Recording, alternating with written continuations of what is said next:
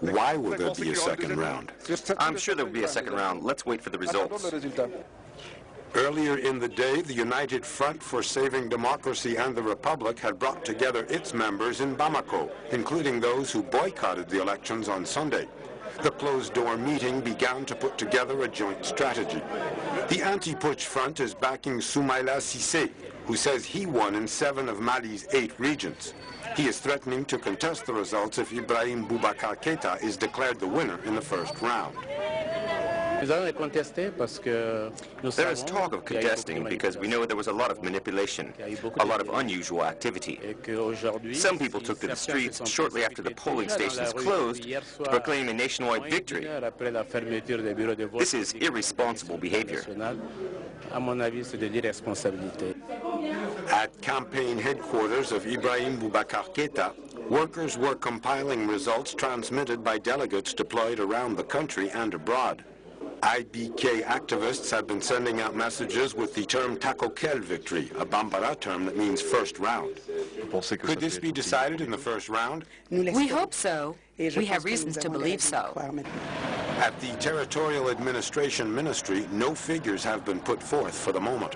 The National Commission for Vote Gathering is continuing to receive result tallies from all across Mali. Elsewhere in Africa, Zimbabweans are gearing up for the polls to elect a new president. The electorate will choose between bitter political foes veteran President Robert Mugabe and Prime Minister Morgan Tsvangirai. The long-serving Zimbabwean leader sounded confident when he addressed his ZANU-PF supporters, saying he is expecting victory in the polls, whilst his opponent Tsvangirai says he is worried about possible vote rigging. We have more in this report. Zimbabwean President Robert Mugabe and Prime Minister Morgan Tsvangirai will face off once again in presidential elections on Wednesday. Supporters of 89-year-old Mugabe voiced confidence that his 33-year-old rule will be extended.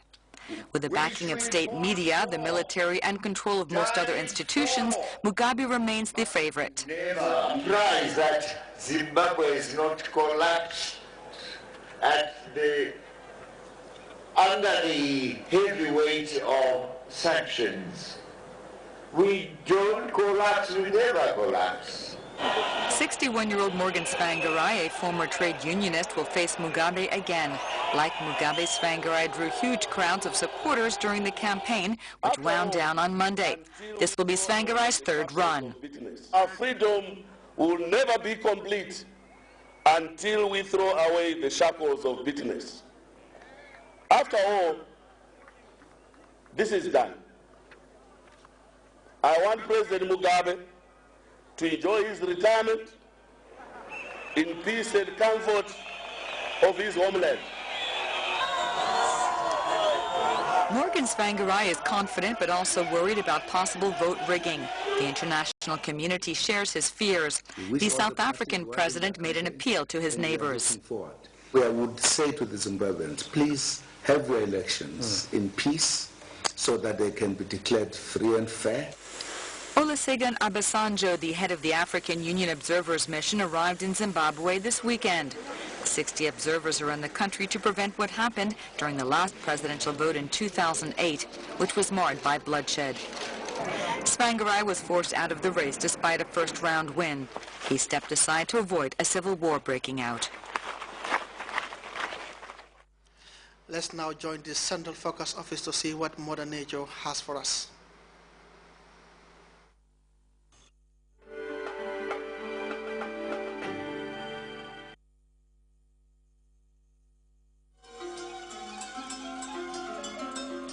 The source assures us of a continuous flow, and from there, everything follows. And for those of us who know what the River Gambia stands for, understanding its sustainability in all aspects of life is easily confirmed. The River Gambia provides nutritious delicacies as food, while it provides its wildlife a balanced ecosystem. This river, as a sanctuary, is committed to its inhabitants' needs without season.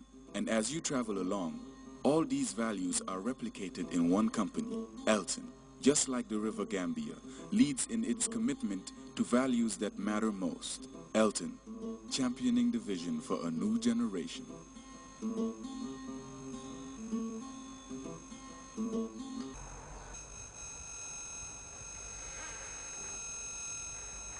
Hello and welcome to the weather segment, beginning with a summary of the weather during the day-to-day, followed by a forecast.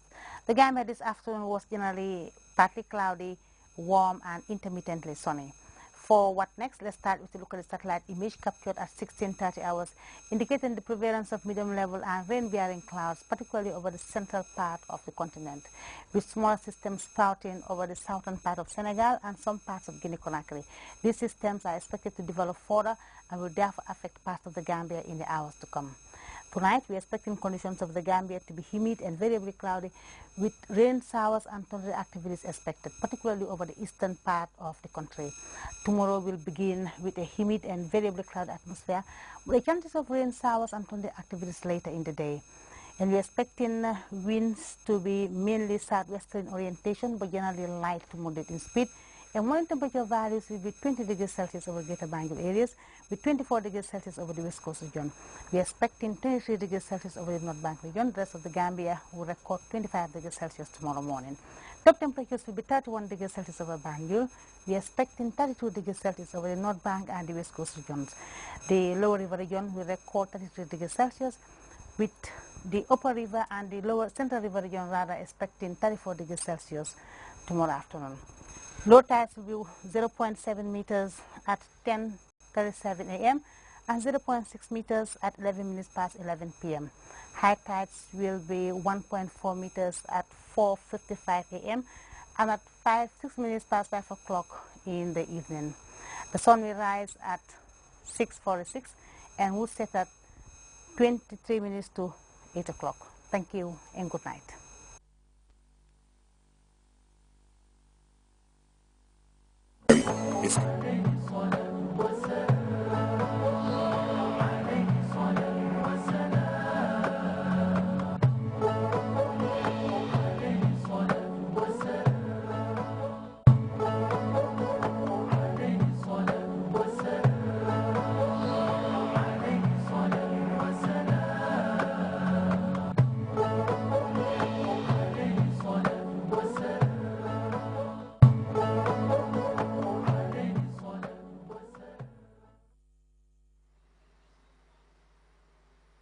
And over now to Fat Jassy with the Jassy side of sports.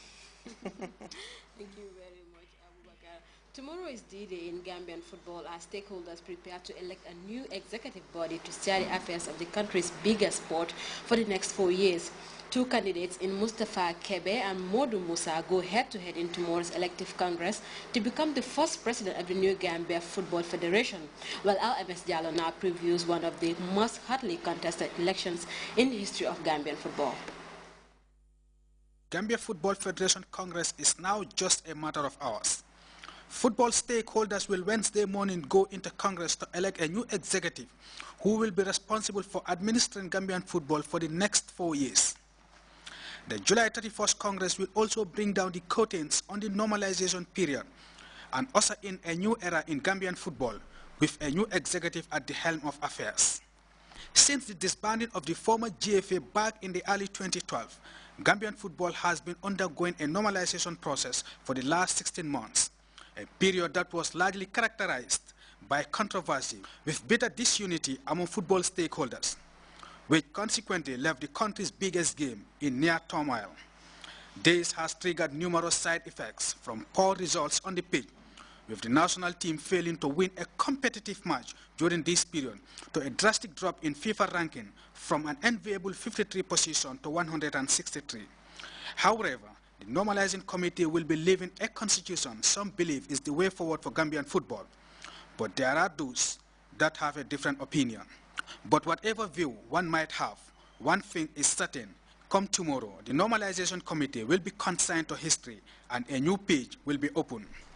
This will bring a much-needed relief among the country's passionate football fans, irrespective of the diverging views hanging over our football. Well, the new era in Gambian football will be either headed by Modu Musa or Mustafa Kebe, the two candidates contesting the elections. Modu Musa, a seasoned banker and a former Gambian international footballer who has served in previous GFA executives as treasurer and first vice president, will be going head-to-head with Mustafa Kebe, a seasoned administrator who is the current chairman